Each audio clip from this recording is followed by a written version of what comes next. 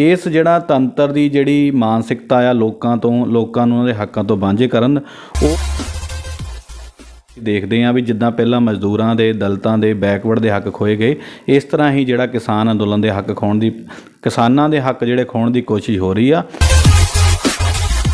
करके इस रूप दे विचों जदों उन्हां दा मैंटल मेकअप इदां दा बन गया भी असीं तां लोकां दी आवाज़ दबाउणी आ इस करके जिहड़े आम बंदे आ उन्हां नूं इस तरह दी जिहड़ी पुलिस दी मानसिकता बन चुकी आ उहदे रोज़ शिकार हुंदे आ तां जिहदी बहुजन समाज पार्टी सख्त शब्दां 'ਚ निंदा करदी ਜਿਹੜੇ ਕਈ ਮਹੱਲੇ ਆ ਉੱਥੇ ਪੀਣ ਦੇ ਜਿਹੜੇ ਪਾਣੀ ਦੇ ਸੈਂਪਲ ਲੈ ਗਏ ਉਹ ਫੇਲ ਹੋ ਗਏ। ਇਹਦਾ ਮਤਲਬ ਕੀ ਆ ਵੀ 70 ਸਾਲਾਂ ਦੇ ਵਿੱਚ ਲੋਕਾਂ ਨੂੰ ਪੀਣ ਵਾਲਾ ਸਾਫ਼ ਪਾਣੀ ਨਹੀਂ ਮਿਲਿਆ, ਸਾਫ਼ ਹਵਾ ਨਹੀਂ ਮਿਲੀ, ਚੰਗਾ ਐਡਮਿਨਿਸਟ੍ਰੇਸ਼ਨ ਨਹੀਂ ਮਿਲਿਆ ਤੇ ਇਸ ਕਰਕੇ ਔਰ ਲੋਕ ਜਿਹੜੀ ਔਰਤਾਂ ਆ ਕੰਮਕਾਜੀ ਔਰਤਾਂ ਆ ਲੜਕੀਆਂ ਆ ਉਹਨਾਂ ਦੀ ਕੋਈ ਸੇਫਟੀ ਨਹੀਂ ਹੈਗੀ। ਜਿਹੜੇ ਮਾਪੇ ਆ ਫਿਕਰਮੰਦ ਰਹਿੰਦੇ ਆ ਅਤੇ ਇਸ ਕਰਕੇ ਜੇ ਸਾਡੀ ਸਰਕਾਰ ਆਉਂਦੀ ਆ ਤਾਂ ਅਸੀਂ ਕੋਸ਼ਿਸ਼ ਕਰਾਂਗੇ ਵੀ ਲੋਕਾਂ ਨੂੰ ਘੱਟੋ ਘੱਟ ਜਿਹੜੀਆਂ ਜੀਣ ਦੀਆਂ ਮੁੱਢਲੀਆਂ ਜ਼ਰੂਰਤਾਂ ਆ ਉਹ ਪੂਰੀਆਂ ਹੋਣ। एक वधिया इन्वायरमेंट होवे जिस च हर बंदा ग्रो कर सके, आराम नाल रह सके, एडमिनिस्ट्रेशन इदां दा होवे जिस च उहदी फ्रीली एक्सैस होवे और उहनूं लगे भी उहनूं विश्वास होवे भी मैं जे जाऊँगा तो मैनूं जस्टिस मिल सकदा है। अज असीं श्री बलविंदर कुमार जी दे घर पहुँचे हाँ, उन्हां दे नाल गलबात करांगे करंट मुद्दਿਆਂ ते जो Bahujan Samaj party they which general सकत्तर हन। आओ सब तो पहला श्री बलविंदर कुमार जी नूं मिलते हैं तो उन्होंने नाल गलबात का सिलसिला शुरू करते हैं। जय भीम जी बलविंदर जी। जय भीम जी सारे सत्कारयोग साथियों और सारी तुहाडी टीम नूं जी। बलविंदर जी अज असीं तुहाडे कोल पहुँचे हाँ, सब तो पहला मुद्दा जिहड़ा करंट चल रहा है वो किसानी मुद्दा है।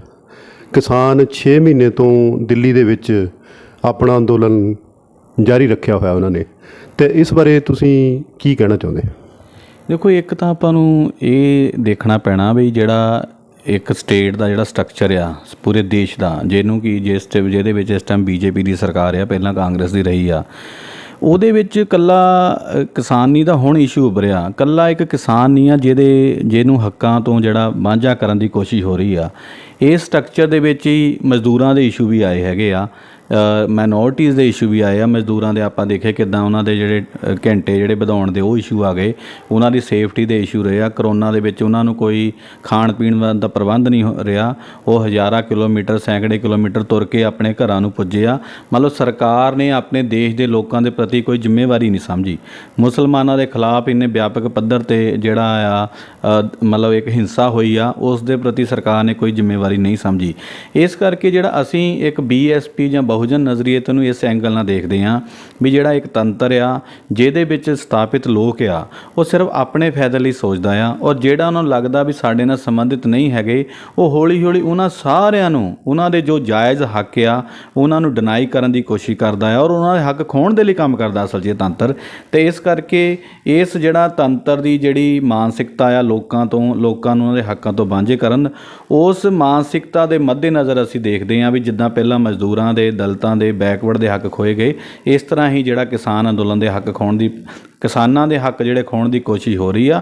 ਔਰ ਇਹ ਇਸ ਕਰਕੇ ਹੋ ਰਹੀ ਆ ਕਿਉਂਕਿ ਜਿਹੜਾ ਇਹ ਸਟੇਟ ਜਿੱਦਾਂ ਦਾ ਅਸੀਂ ਪ੍ਰਬੰਧ ਬਣਾਇਆ ਉਹ ਲੋਕਾਂ ਨੂੰ ਕਿਤੇ ਵੀ ਇਨਸਾਫ ਨਹੀਂ ਦੇਣਾ ਚਾਹੁੰਦਾ। ਅਤੇ ਇਸ ਕਰਕੇ 6 ਮਹੀਨੇ ਹੋ ਗਏ ਆ ਤਦ ਹੀ ਉਹ ਬਿਲਕੁਲ ਅਸੰਵੇਦਨਸ਼ੀਲ ਆ ਵੀ ਉਹਨਾਂ ਨੂੰ ਕੋਈ ਲੈਣਾ ਦੇਣਾ ਨਹੀਂ ਹੈਗਾ ਵੀ ਇਸ ਦੇਸ਼ ਦੇ ਲੋਕ ਕੀ ਉਮੀਦ ਕਰਦੇ ਔਰ ਕੀ ਉਹਨਾਂ ਦੇ ਭਲੇ ਲਈ ਕਰਨਾ।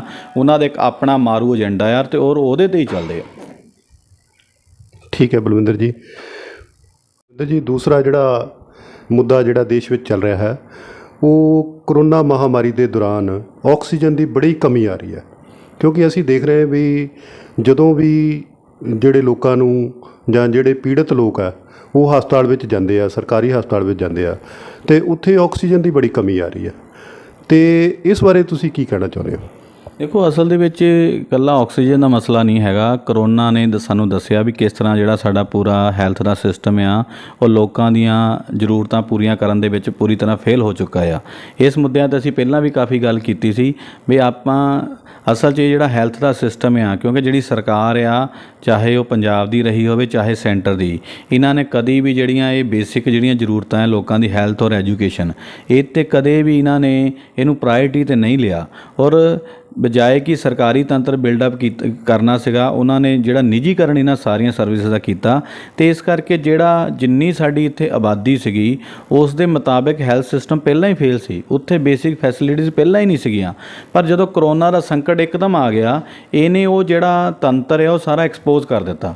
ਤਾਂ ਉਹ ਇਸ ਕਰਕੇ ਜਦੋਂ ਇੱਕਦਮ ਰਸ਼ ਪਿਆ ਲੋਕਾਂ ਦਾ ਵੀ ਲੋਕੀ ਬਹੁਤ ਵੱਡੀ ਗਿਣਤੀ ਦੇ ਵਿੱਚ ਉਹ ਕਰੋਨਾ ਕਰਕੇ ਜਿਹੜੇ ਬਿਮਾਰ ਹੋ ਗਏ, ਇਮੀਡੀਏਟ ਉਹਨਾਂ ਨੂੰ ਆਕਸੀਜਨ ਚਾਹੀਦੀ ਸੀ।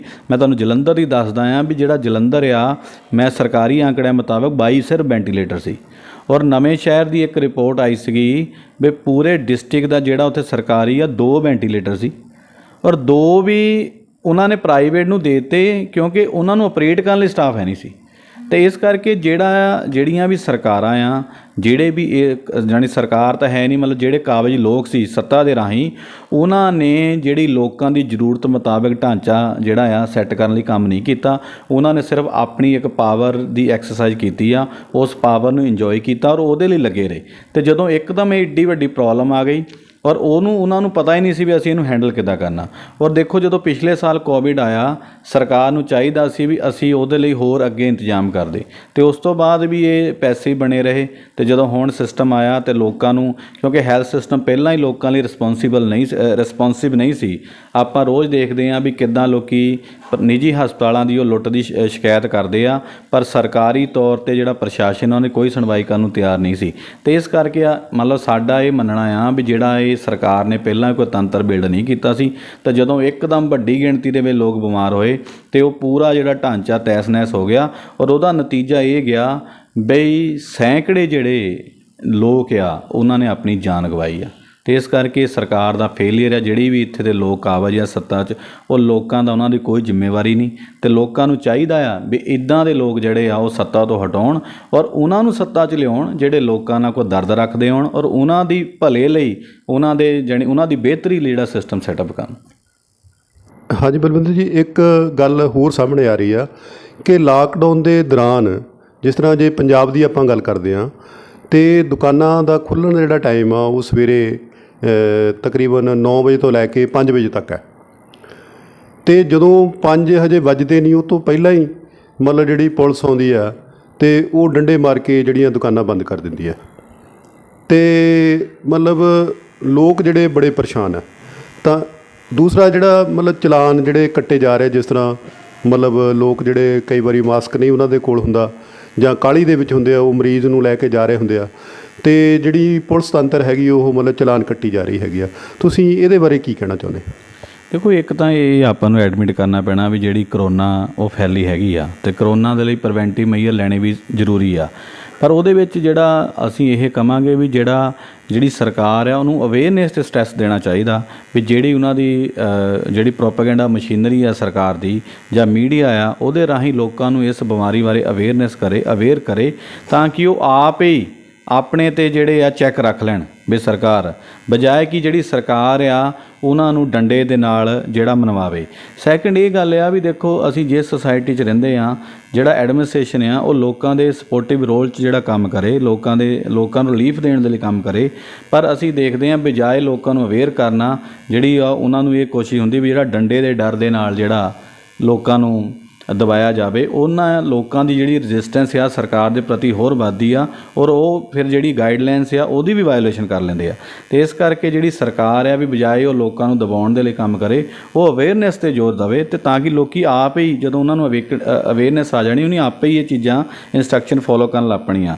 ਸੈਕਿੰਡ ਇਹ ਆ ਵੀ ਜਦੋਂ ਸਰਕਾਰ ਕਰੋਨਾ 'ਚ ਲੋਕਾਂ ਲਈ ਕੋਈ ਰੁਜ਼ਗਾਰ ਦਾ ਪ੍ਰਬੰਧ ਨਹੀਂ ਕਰ ਰਹੀ, ਵੈਸੇ ਕੋਈ ਰੁਜ਼ਗਾਰ ਹੈ ਨਹੀਂ, ਅਤੇ ਉਦੋਂ ਅਸੀਂ ਜੋ ਦੇਖਦੇ ਹਾਂ ਵੀ ਲੋਕਾਂ ਦੇ 10-10 ਹਜ਼ਾਰ ਦੇ ਚਲਾਨ ਕਰ ਦਿੰਦੇ ਆ, 5-5 ਹਜ਼ਾਰ ਦੇ ਚਲਾਨ ਕਰ ਦਿੰਦੇ ਆ। ਅਤੇ ਇਸ ਤਰ੍ਹਾਂ ਦੀ ਟੈਂਡੈਂਸੀ, ਜੇ ਕੋਈ ਬੰਦਾ ਬਹੁਤ ਵੱਡੇ ਪੱਧਰ 'ਤੇ ਕ੍ਰਾਈਮ ਨਹੀਂ ਕਰਦਾ, ਜੇ ਉਹ ਕਰਦਾ ਆ ਫਿਰ ਤਾਂ ਠੀਕ ਆ, ਪਰ ਉਹ ਜੇ ਰੂਟੀਨ 'ਚ ਜਾ ਰਿਹਾ, ਉਹਨੂੰ ਅਨਨੈਸੈਸਰੀ ਚੈੱਕ ਕੇ ਉਹਨੂੰ 10,000 ਦਾ ਫਾਈਨ ਕਰ ਦਿਓ, 5 ਦਾ, ਉਹ ਲੋਕਾਂ ਦੀ ਹੋਰ ਕਮਰ ਤੋੜਨ ਵਾਲਾ ਆ ਅਤੇ ਲੋਕਾਂ ਨੂੰ ਇਸ ਲੈਵਲ 'ਤੇ ਲਿਜਾਣ ਵਾਲਾ ਆ, ਇੱਦਾਂ ਦੇ ਗਹਿਰੇ ਸੰਕਟ ਲਿਜਾਣ ਵਾਲਾ ਆ ਜਿੱਥੋਂ ਉੱਭਰ ਨਹੀਂ ਸਕਣਗੇ। ਅਤੇ ਇਸ ਕਰਕੇ ਸਾਡਾ ਇਹ ਮੰਨਣਾ ਆ ਵੀ ਜਿਹੜਾ ਸਰਕਾਰ ਆ ਉਹਦਾ ਰੋਲ ਲੋਕਾਂ ਨੂੰ ਸਟੈਂਡ ਕਰਨ ਦਾ ਅਤੇ ਉਹਨਾਂ ਦੀ ਵਧੀਆ ਲਾਈਫ ਬਣਾਉਣ ਵਾਲਾ ਹੋਣਾ ਚਾਹੀਦਾ, ਨਾ ਕਿ ਉਹਨਾਂ ਨੂੰ ਦਬਾਉਣ ਵਾਲਾ ਔਰ ਆਰਥਿਕ ਤੌਰ 'ਤੇ ਇੰਨੇ ਕੰਗਾਲ ਕਰ ਦਿਓ ਵੀ ਦੁਬਾਰਾ ਕਦੀ ਲਾਈਫ 'ਚ ਉੱਠ ਹੀ ਨਾ ਸਕੇ।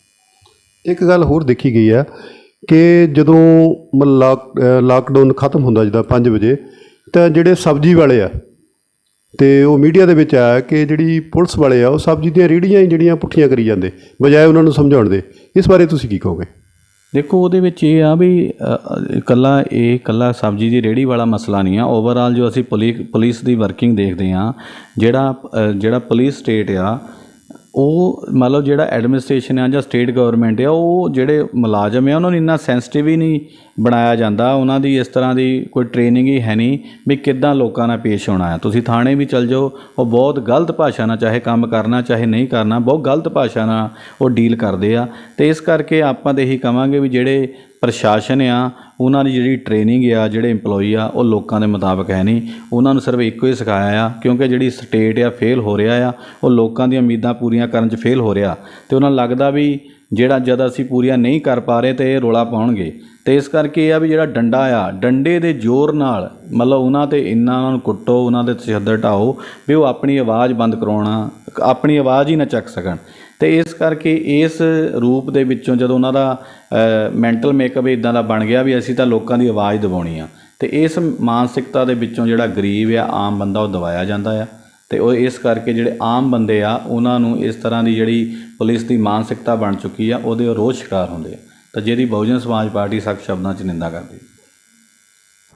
ਹਾਂਜੀ ਬਲਵਿੰਦਰ ਜੀ, ਅਗਲਾ ਜਿਹੜਾ ਮੁੱਦਾ ਹੈ ਜਿਹੜਾ ਸਾਨੂੰ ਦੇਖਣ ਨੂੰ ਮਿਲ ਰਿਹਾ, ਉਹ ਬੇਰੁਜ਼ਗਾਰੀ ਦਾ ਮੁੱਦਾ ਹੈ। ਕਿਉਂਕਿ ਕਰੋਨਾ ਕਰਕੇ ਲੋਕ ਜਿਹੜੇ ਲੋਕਡਾਊਨ ਹੋਣ ਕਰਕੇ ਬਹੁਤ ਸਾਰੀ ਬੇਰੁਜ਼ਗਾਰੀ ਜਿਹੜੀ ਆ ਉਹ ਪਾਈ ਜਾ ਰਹੀ ਆ, ਤਾਂ ਇਸ ਬਾਰੇ ਤੁਸੀਂ ਕੀ ਕਹਿਣਾ ਚਾਹੁੰਦੇ ਹੋ? ਦੇਖੋ, ਜਿਹੜਾ ਮਤਲਬ ਜਿਹੜੀ ਬੇਰੁਜ਼ਗਾਰੀ ਦਾ ਇਸ਼ੂ ਆ, ਅਸਲ ਦੇ ਵਿੱਚ ਉਹ ਸਰਕਾਰ ਦੀ ਜੇ ਜ਼ਿੰਮੇਵਾਰੀ ਸੀ ਵੀ ਉਹ ਉਸ ਤਰ੍ਹਾਂ ਦਾ ਇਨਫਰਾਸਟਰਕਚਰ ਸੈੱਟ ਕਰਦੀ ਜਿਹਦੇ ਰਾਹੀਂ ਰੁਜ਼ਗਾਰ ਪੈਦਾ ਹੁੰਦੇ।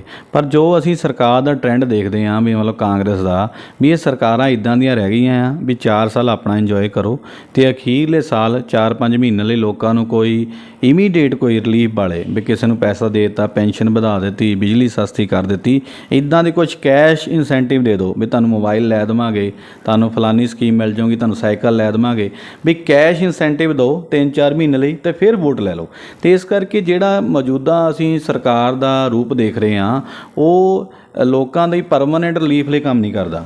ਉਹ 4-5 ਸਾਲ ਉਹਨਾਂ ਨੂੰ ਲੁੱਟਦਾ ਆ ਅਤੇ ਅਖੀਰ 'ਚ ਉਹਨਾਂ ਨੂੰ ਲੱਗਦਾ ਵੀ ਹੁਣ ਵੋਟ ਇਹਨਾਂ ਦੀ ਫਿਰ ਲੈਣੀ ਆ, ਅਤੇ ਉਹ ਉਹਨਾਂ ਨੂੰ ਕੈਸ਼ ਇਨਸੈਂਟਿਵ ਦਿੰਦਾ ਵੀ ਆਹ ਕਿਸੇ ਦਾ ਬੋਨਸ ਵਧਾ ਦਿੱਤਾ, ਮੁਲਾਜ਼ਮਾਂ ਨੂੰ ਹੋਰ ਤਨਖਾਹ ਵਧਾ ਦਿੱਤੀ। ਅਤੇ ਪਰ ਇੱਦਾਂ ਦਾ ਇਨਫਰਾਸਟਰਕਚਰ ਸੈੱਟ ਕਰਨ ਲਈ ਕੰਮ ਨਹੀਂ ਕਰਦਾ ਜਿਹ 'ਚ ਲੋਕਾਂ ਨੂੰ ਪਰਮਾਨੈਂਟ ਰਿਲੀਫ ਹੋਵੇ। ਅਤੇ ਇਹਦੇ ਵਿੱਚ ਹੀ ਅਸੀਂ ਦੇਖਦੇ ਹਾਂ ਵੀ ਜਿਹੜੀ ਇੰਪਲੋਇਮੈਂਟ ਆ, ਸਰਕਾਰ ਚਾਹੇ ਜਿੱਦਾਂ ਮਰਜ਼ੀ ਕਹੀ ਜਾਵੇ ਵੀ ਅਸੀਂ ਇੰਪਲੋਇਮੈਂਟ ਜਨਰੇਟ ਕਰਨੀ ਆ, ਪਰ ਉਹਦੇ ਲਈ ਇਨਫਰਾਸਟਰਕਚਰ ਸੈੱਟ ਹੋਊਗਾ, ਉਹ 'ਚੋਂ ਇੰਪਲੋਇਮੈਂਟ ਜਨਰੇਟ ਹੋਣੀ ਆ।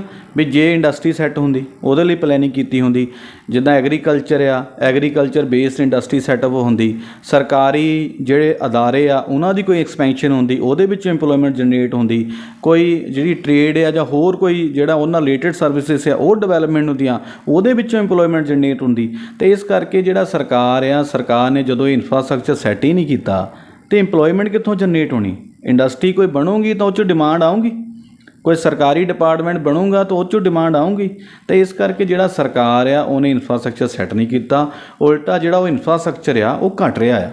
ਜਦੋਂ ਘਟ ਰਿਹਾ ਆ ਅਤੇ ਆਬਾਦੀ ਜ਼ਿਆਦਾ ਆ ਅਤੇ ਉਹਨਾਂ ਦੀ ਕਿਤੇ ਐਡਜਸਟਮੈਂਟ ਨਹੀਂ ਹੋ ਰਹੀ ਅਤੇ ਉਹਨਾਂ ਨੂੰ ਕੰਮ ਕਾਰ ਨਹੀਂ ਮਿਲ ਰਿਹਾ। ਅਤੇ ਇਸ ਕਰਕੇ ਜਿਹੜੇ ਪੰਜਾਬ ਦੇ ਲੋਕ ਆ, ਖਾਸ ਕਰ ਪਿੰਡਾਂ ਦੇ ਆ, ਉਹ ਬਾਹਰ ਜਾ ਕੇ ਦੁਬਈ ਦੇ ਵਿੱਚ ਕਿਸੇ ਢੰਗ ਨਾਲ ਆਪਣਾ ਗੁਜ਼ਾਰਾ ਕਰਦੇ ਆ। ਅਤੇ ਇਸ ਕਰਕੇ ਜਿਹੜੀ ਸਰਕਾਰ ਆ ਉਹਦਾ ਇਹ ਸਿੱਟਾ ਆ ਵੀ ਉਹਨੇ ਲੋਕਾਂ ਦੀ ਕੋਈ ਪਲੈਨਿੰਗ ਨਹੀਂ ਕੀਤੀ, ਔਰ ਉਸ ਪਲੈਨਿੰਗ ਕਰਕੇ ਜਿਹੜੇ ਪੰਜਾਬ ਦੇ ਲੋਕ ਬੇਰੁਜ਼ਗਾਰ। ਔਰ ਮੈਂ ਤਾਂ ਇੱਥੇ ਤੱਕ ਵੀ ਕਹੂੰਗਾ ਵੀ ਜੇ ਪਿੰਡਾਂ ਦੇ ਵਿੱਚ ਅਰਬ ਦੀ ਇਨਕਮ ਬੰਦ ਹੋ ਜਾਵੇ ਤਾਂ ਅਸੀਂ ਤਕਰੀਬਨ ਭੁੱਖਮਰੀ ਦੇ ਹਾਲਾਤ ਤੱਕ ਲੋਕ ਪਹੁੰਚੇ ਹੈਗੇ।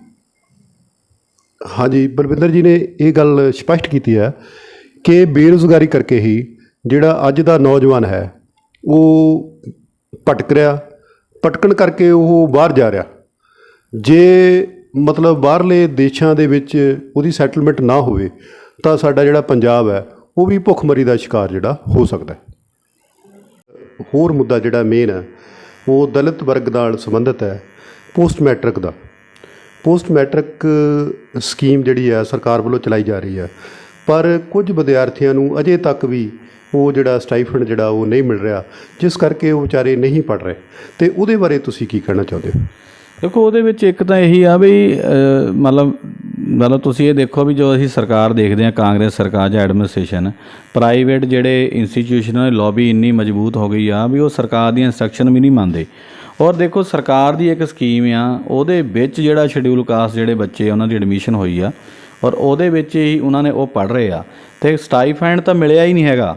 ਸੈਕਿੰਡ ਇਹ ਆ ਵੀ ਜਿਹੜੇ ਪੜ੍ਹ ਚੁੱਕੇ ਆ ਉਹਨਾਂ ਦੀਆਂ ਬਹੁਤੇ ਵਿਦਿਆਰਥੀ ਆ ਜਿਨ੍ਹਾਂ ਡਿਗਰੀਆਂ ਵੀ ਨਹੀਂ ਅਜੇ ਤੱਕ ਮਿਲੀਆਂ ਔਰ 3-3 4-4 ਸਾਲ ਜਿਹੜਾ ਉਹਨਾਂ ਦੀ ਜਿਹੜੀ ਜ਼ਿੰਦਗੀ ਦੇ ਬੇਸ਼ਕੀਮਤੀ ਸਾਲ ਸੀ ਜਿਨ੍ਹਾਂ ਦੇ ਵਿੱਚ ਉਹਨੇ ਆਪਣਾ ਕਰੀਅਰ ਸੈੱਟ ਕਰਨਾ ਸੀ, ਉਹਨਾਂ ਨੇ ਤਦੇ ਹੀ ਉਹਨੇ ਪੜ੍ਹਾਈ ਕੀਤੀ ਸੀ ਵੀ ਕਰੀਅਰ ਬਣਾਉਣਾ, ਉਹ ਸਾਰਾ ਇਸ ਸਰਕਾਰ ਦੇ ਸਮੇਂ 'ਚ ਉਹਨਾਂ ਦਾ ਵੇਸਟ ਹੋਇਆ ਆ। ਔਰ ਹੁਣ ਵੀ ਜਿਹੜਾ ਅਸਲ 'ਚ ਕੋਈ ਸਰਕਾਰ ਦੀ ਜਿਹੜੀ ਮਨਸ਼ਾ ਨਹੀਂ ਹੈਗੀ ਸ਼ਡਿਊਲ ਕਾਸਟ ਜਾਂ ਅਦਰ ਸੈਕਸ਼ਨ ਦੇ ਬੱਚਿਆਂ ਨੂੰ ਪੜ੍ਹਾਉਣ ਦੀ, ਇਹ ਇੱਕ ਤਰ੍ਹਾਂ ਉਹਨੇ ਇੱਕ ਸਕੀਮ ਦੇ ਰਾਹੀਂ ਸਿਰਫ ਇੱਕ ਟੈਂਪਰੇਰੀ ਤੌਰ 'ਤੇ ਰਿਲੀਫ ਦੇਣ ਦਾ ਕੰਮ ਕੀਤਾ ਸੀ। ਪਰ ਜਦੋਂ ਉਹਨੇ ਦੇਖਿਆ ਵੀ ਇਹਦੇ ਵਿੱਚ ਵੀ ਬੱਚੇ ਪੜ੍ਹ ਰਹੇ ਆ ਅਤੇ ਹੌਲੀ ਹੌਲੀ ਸਕੀਮ ਇੱਕ ਨਾਂ ਦੀ ਰਹਿ ਗਈ, ਉਹਨਾਂ 'ਚੋਂ ਪੈਸਾ ਉਹਨੇ ਵਿਡਰਾ ਕਰ ਲਿਆ। ਉੱਧਰੋਂ ਕਹੀ ਜਾਂਦੇ ਅਸੀਂ ਸਕੀਮ ਜਾਰੀ ਕਰ ਰਹੇ ਹਾਂ, ਉੱਧਰੋਂ ਜਿਹੜੇ ਕਾਲਜਸ ਆ ਉਹ ਬੱਚਿਆਂ ਨੂੰ ਐਡਮਿਸ਼ਨ ਦਾ ਕਰਾ ਲੈਂਦੇ ਆ, ਬਾਅਦ 'ਚੋਂ ਫੀਸ ਮੰਗਣ ਲੱਗ ਪੈਂਦੇ ਆ। ਅਤੇ ਇਹਦੇ ਵਿੱਚ ਲੈ ਦੇ ਕੇ ਸਰਕਾਰ ਦੀ ਇਹ ਸਾਰੀ ਜਿਹੜੀ ਸਕੀਮ ਦੇ ਵਿੱਚ ਜਿੱਥੇ ਸਰਕਾਰ ਨੇ ਸਕੀਮ ਤਾਂ ਸ਼ੁਰੂ ਕਰ ਦਿੱਤੀ, ਉੱਧਰੋਂ ਕਾਲਜ ਉਹਦੇ ਵਿਰੋਧ 'ਚ ਖੜ੍ਹੇ ਹੋ ਗਏ, ਤਾਂ ਜਿਹੜਾ ਲੈ ਦੇ ਕੇ ਜਿਹੜੇ ਸ਼ਡਿਊਲ ਕਾਸਟ ਦੇ ਬੱਚੇ ਉਹ ਪਿਸੇ ਆ। ਉਹਨਾਂ ਨੂੰ ਬਜਾਏ ਉਹਨੇ ਕਾਲਜਾਂ 'ਚ ਆਉਣਾ ਸੀ, ਕਾਲਜਾਂ ਤੋਂ ਬਾਅਦ ਉਹਨੇ ਯੂਨੀਵਰਸਿਟੀ ਜਾਣਾ ਸੀ, ਉਹਨਾਂ ਨੇ ਵੱਡੀ ਕੋਈ ਰਿਸਰਚ ਕਰਨੀ ਸੀ, ਪਰ ਉਹਨਾਂ ਦਾ ਸਾਰਾ ਟਾਈਮ ਸੜਕਾਂ 'ਤੇ ਧਰਨਿਆਂ 'ਤੇ ਨਿਕਲ ਗਿਆ।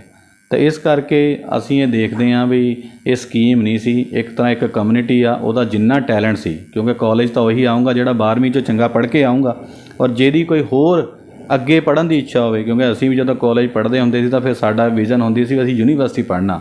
ਪਰ ਜਦੋਂ ਉਸ ਟੈਲੈਂਟ ਨੂੰ ਤੁਸੀਂ ਸੜਕਾਂ 'ਚ ਵੇਸਟ ਕਰ ਦਿਓ, ਉਹਦੀ ਰੋਜ਼ ਹਰਾਸਮੈਂਟ ਕਰੋ, ਉਹਨੂੰ ਉਹਦੇ ਜਾਤੀ ਦੇ ਨਾਂ 'ਤੇ ਕਮੈਂਟ ਕਰੋ, ਉਹਦੀਆਂ ਡਿਗਰੀਆਂ ਰੋਕ ਲਓ ਅਤੇ ਉਹਦਾ ਫਿਊਚਰ ਮਤਲਬ ਸਕੀਮ ਦੇ ਨਾਂ 'ਤੇ ਪੜ੍ਹਾਉਣ ਦੇ ਨਾਂ 'ਤੇ ਇੱਕ ਤਰ੍ਹਾਂ ਇੱਕ ਕਮਿਊਨਿਟੀ ਦੇ ਸਾਰੇ ਬੱਚਿਆਂ ਦਾ ਇਹਨਾਂ ਨੇ ਫਿਊਚਰ ਖ਼ਰਾਬ ਕੀਤਾ ਆ। ਅਤੇ ਇਸ ਕਰਕੇ ਲੋਕਾਂ ਨੂੰ ਅਸੀਂ ਇਹੀ ਅਪੀਲ ਕਰਦੇ ਹਾਂ ਵੀ ਜਿਹੜਾ ਇਹ ਪ੍ਰਬੰਧ ਆ, ਇਹ ਤੰਤਰ ਆ, ਇਹ ਉਮੀਦ ਤਾਂ ਪੈਦਾ ਕਰਦਾ ਆ ਪਰ ਅਸਲ ਵਿੱਚ ਕੋਈ ਤੁਹਾਨੂੰ ਦੇਣ ਦਾ ਇਹ ਕੋਈ ਸਿਸਟਮ ਨਹੀਂ ਹੈਗਾ, ਅਤੇ ਇਹਨੂੰ ਬਦਲ ਕੇ ਹੀ ਕੋਈ ਤੁਹਾਡੇ ਕੋਲ ਉਮੀਦ ਬਚਦੀ ਹੈ। ਜਿੱਦਾਂ ਹੁਣ 2022 ਦੇ ਵਿੱਚ ਇਲੈਕਸ਼ਨ ਆ ਰਹੀ ਹੈ, ਜੇ ਬਹੁਜਨ ਸਮਾਜ ਪਾਰਟੀ ਦੀ ਪੰਜਾਬ ਦੇ ਵਿੱਚ ਸਰਕਾਰ ਬਣਦੀ ਹੈ ਅਤੇ ਫਿਰ ਆਹ ਜਿਹੜੇ ਮੁੱਦੇ ਹੁਣ ਕਰੰਟ ਜਿਹੜੇ ਉੱਠੇ ਹੈਗੇ ਉਹਦੇ ਬਾਰੇ ਤੁਸੀਂ ਕੀ ਪ੍ਰਬੰਧ ਕਰੋਗੇ? ਦੇਖੋ ਉਹਦੇ ਵਿੱਚ ਜਿਸ ਤਰ੍ਹਾਂ ਸਾਡੀ ਸਰਕਾਰ ਦਾ ਇਹੀ ਆ ਵੀ ਸਰਵਜਨ ਹਿਤਾਏ ਸਰਵਜਨ ਹਿਤਾਏ, ਸਾਡੀ ਪਾਰਟੀ ਦੀ ਨੈਸ਼ਨਲ ਪ੍ਰੈਜ਼ੀਡੈਂਟ ਭੈਣ ਕੁਮਾਰੀ ਮਾਇਆਵਤੀ ਜੀ ਜਿਸ ਤਰ੍ਹਾਂ ਦੇ ਉਹਨੇ ਯੂਪੀ ਦੇ ਵਿੱਚ ਕੀਤਾ ਵੀ ਜਦੋਂ ਯੂਪੀ 'ਚ ਉਹਨਾਂ ਦੀ ਗਵਰਨੈਂਸ ਆਈ ਤਾਂ ਜਿਸ ਏਰੀਏ ਦੇ ਵਿੱਚ 40 ਕਿਉਂਕਿ ਉਸ 'ਤੇ ਕਾਂਗਰਸ ਦਾ ਰਾਜ ਰਿਹਾ, ਉੱਥੇ ਵੀ ਪਹਿਲਾਂ ਯੂਪੀ 'ਚ ਲਗਾਤਾਰ ਉਹਨਾਂ ਦੀ ਸਰਕਾਰ ਰਹੀ, ਸੈਂਟਰ ਵਿੱਚ ਵੀ ਔਰ ਸਟੇਟ ਦੇ ਵਿੱਚ ਵੀ, ਮਤਲਬ ਜਿਨ੍ਹਾਂ ਏਰੀਏ ਦੇ ਵਿੱਚ 40 ਸਾਲਾਂ ਤੋਂ ਹਸਪਤਾਲ ਨਹੀਂ ਖੁੱਲ੍ਹੇ ਸੀ ਉੱਥੇ ਹਸਪਤਾਲ ਖੋਲ੍ਹੇ ਗਏ, ਸਕੂਲ ਖੋਲ੍ਹੇ ਗਏ, ਇੰਪਲੋਇਮੈਂਟ ਦਿੱਤੀ ਗਈ, ਜਸਟਿਸ ਦਿੱਤਾ ਗਿਆ। ਅਤੇ ਇਸ ਪੈਟਰਨ 'ਤੇ ਹੀ ਜਿਹੜੀ BSP ਆ, ਜਿਹੜਾ ਉਹਨਾਂ ਦਾ ਇੱਕ ਸਾਰੇ ਵਰਗਾਂ ਨੂੰ ਨਾਲ ਲੈ ਕੇ ਚੱਲਣ ਦਾ ਔਰ ਸਾਰਿਆਂ ਦੀ ਡਿਵੈਲਪਮੈਂਟ ਕਰਨ ਦਾ, ਔਰ ਕੋਈ ਕਿਸੇ ਕਮਿਊਨਿਟੀ ਦੇ ਖਿਲਾਫ ਦੰਗਾ ਨਹੀਂ ਹੋਣ ਦਿੱਤਾ, ਮਤਲਬ ਇੱਦਾਂ ਦੇ ਸੈਂਸਿਟਿਵ ਸਟੇਟ ਦੇ ਵਿੱਚ, ਅਤੇ ਔਰ ਔਰਤਾਂ ਨੂੰ ਸੁਰੱਖਿਆ ਦਿੱਤੀ ਗਈ। ਔਰ ਜਿਹੜੀਆਂ ਸਦੀਆਂ ਤੋਂ ਜਿਹੜੇ ਲਤਾੜੇ ਲੋਕ ਸੀਗੇ ਉਹਨਾਂ ਨੂੰ ਅੱਗੇ ਵਧਣ ਦੇ ਪੜ੍ਹਨ ਦੇ ਮੌਕੇ ਦਿੱਤੇ ਗਏ, ਉਹਨਾਂ ਨੂੰ ਫੋਰਨ ਦੇ ਵਿੱਚ ਜਿਹੜੀ ਉਹਨਾਂ ਦੀ ਸਰਕਾਰ ਨੇ ਜਿਹੜੀ ਸਟੱਡੀ ਸਪੋਂਸਰ ਕੀਤੀ ਤਾਂ ਕਿ ਉਹ ਫੋਰਨ ਦੇ ਵਿੱਚ ਵੀ ਪੜ੍ਹ ਸਕਣ। ਅਤੇ ਉਹੀ ਜੋ ਸਾਡਾ ਇੱਕ ਪਾਰਟੀ ਦਾ ਜੇ ਇੱਕ ਜਾਣੀ ਬਾਬਾ ਸਾਹਿਬ ਦੀ ਜੋ ਵਿਚਾਰਧਾਰਾ ਹੈਗੀ ਸਾਹਿਬ ਕਾਂਸ਼ੀ ਰਾਮ ਜੀ ਦੀ ਵੀ ਹਰੇਕ ਦਾ ਵਿਕਾਸ ਕਰਨਾ, ਜਿਹਨੂੰ ਅਸੀਂ ਕਰਕੇ ਵੀ ਦਿਖਾਇਆ ਯੂਪੀ ਦੇ ਵਿੱਚ, ਉਸ ਮਾਡਲ 'ਤੇ ਹੀ ਪੰਜਾਬ ਦੇ ਵਿੱਚ ਜਿਹੜਾ ਅਸੀਂ ਕੰਮ ਕਰਾਂਗੇ। ਔਰ ਘੱਟੋ ਘੱਟ ਮੈਂ ਅੱਜ ਦਾ ਅਖਬਾਰ 'ਚ ਪੜ੍ਹਦਾ ਸੀ ਵੀ ਸ਼ਹਿਰ ਦੇ ਜਿਹੜੇ ਕਈ ਮੁਹੱਲੇ ਆ ਉੱਥੇ ਪੀਣ ਦੇ ਜਿਹੜੇ ਪਾਣੀ ਦੇ ਸੈਂਪਲ ਲੈ ਗਏ ਉਹ ਫੇਲ ਹੋ ਗਏ। ਇਹਦਾ ਮਤਲਬ ਕੀ ਆ ਵੀ 70 ਸਾਲਾਂ ਦੇ ਵਿੱਚ ਲੋਕਾਂ ਨੂੰ ਪੀਣ ਵਾਲਾ ਸਾਫ਼ ਪਾਣੀ ਨਹੀਂ ਮਿਲਿਆ, ਸਾਫ਼ ਹਵਾ ਨਹੀਂ ਮਿਲੀ, ਚੰਗਾ ਐਡਮਿਨਿਸਟ੍ਰੇਸ਼ਨ ਨਹੀਂ ਮਿਲਿਆ। ਅਤੇ ਇਸ ਕਰਕੇ ਔਰ ਲੋਕ ਜਿਹੜੀ ਔਰਤਾਂ ਆ, ਕੰਮਕਾਜੀ ਔਰਤਾਂ ਆ, ਲੜਕੀਆਂ ਆ, ਉਹਨਾਂ ਦੀ ਕੋਈ ਸੇਫਟੀ ਨਹੀਂ ਹੈਗੀ, ਜਿਹੜੇ ਮਾਪੇ ਆ ਫਿਕਰਮੰਦ ਰਹਿੰਦੇ ਆ। ਅਤੇ ਇਸ ਕਰਕੇ ਜੇ ਸਾਡੀ ਸਰਕਾਰ ਆਉਂਦੀ ਆ ਤਾਂ ਅਸੀਂ ਕੋਸ਼ਿਸ਼ ਕਰਾਂਗੇ ਵੀ ਲੋਕਾਂ ਨੂੰ ਘੱਟੋ ਘੱਟ ਜਿਹੜੀਆਂ ਜੀਣ ਦੀਆਂ ਮੁੱਢਲੀਆਂ ਜ਼ਰੂਰਤਾਂ ਆ ਉਹ ਪੂਰੀਆਂ ਹੋਣ, ਇੱਕ ਵਧੀਆ ਇਨਵਾਇਰਮੈਂਟ ਹੋਵੇ ਜਿਸ 'ਚ ਹਰ ਬੰਦਾ ਗਰੋ ਕਰ ਸਕੇ, ਆਰਾਮ ਨਾਲ ਰਹਿ ਸਕੇ, ਐਡਮਿਨਿਸਟ੍ਰੇਸ਼ਨ ਇੱਦਾਂ ਦਾ ਹੋਵੇ ਜਿਸ 'ਚ ਉਹਦੀ ਫਰੀਲੀ ਐਕਸੈਸ ਹੋਵੇ ਔਰ ਉਹਨੂੰ ਲੱਗੇ ਵੀ, ਉਹਨੂੰ ਵਿਸ਼ਵਾਸ ਹੋਵੇ ਵੀ ਮੈਂ ਜੇ ਜਾਊਂਗਾ ਤਾਂ ਮੈਨੂੰ ਜਸਟਿਸ ਮਿਲ ਸਕਦਾ ਹੈ। ਪਲੱਸ ਹੋਰ ਜੋ ਵੀ ਡਿਵੈਲਪਮੈਂਟ ਆ ਐਜੂਕੇਸ਼ਨ ਹੈਲਥ ਦੀ ਲਾਈਨ 'ਤੇ ਆ ਉਹ ਪਾਰਟੀ ਵੱਲੋਂ ਕੀਤੀ ਜਾਏਗੀ। ਬਹੁਤ ਬਹੁਤ ਧੰਨਵਾਦ ਜੀ। ਅਤੇ ਬਲਵਿੰਦਰ ਜੀ ਨੇ ਇਹ ਭਰੋਸਾ ਦਵਾਇਆ ਕਿ ਜੇ ਬਸਪਾ ਦੀ ਸਰਕਾਰ ਬਣਦੀ ਹੈ ਅਤੇ ਜਿਹੜੇ ਆਉਣ ਵਾਲੇ ਜਿਸ ਤਰ੍ਹਾਂ ਗੱਲ ਕੀਤੀ ਗਈ ਹੈ ਮੁੱਦਿਆਂ ਦੀ, ਅਤੇ ਉਹ ਜਿਹੜੇ ਨਹੀਂ ਰਹਿਣਗੇ ਅਤੇ ਬਸਪਾ ਜਿਹੜੀ ਹੈ ਇੱਕ ਚੰਗਾ ਜਿਹੜਾ ਪ੍ਰਸ਼ਾਸਨ ਦੇਵੇਗੀ ਅਤੇ ਚੰਗੇ ਢੰਗ ਦੇ ਨਾਲ ਉਹ ਲੋਕਾਂ ਨਾਲ ਵਿਚਰੇਗੀ, ਉਹਨਾਂ ਨੂੰ ਸਹੀ ਜਿਹੜਾ ਨਿਆਂ ਦਿੱਤਾ ਜਾਏਗਾ। ਤੁਹਾਡਾ ਬਲਵਿੰਦਰ ਜੀ ਮੈਂ ਏਕਤਾ TV ਵੱਲੋਂ ਬਹੁਤ ਬਹੁਤ ਧੰਨਵਾਦ ਕਰਦਾ ਕਿ ਤੁਸੀਂ ਆਪਣਾ ਕੀਮਤੀ ਸਮਾਂ ਦਿੱਤਾ ਹੈ। ਧੰਨਵਾਦ ਜੀ ਸਰ, ਧੰਨਵਾਦ ਸਾਰੇ।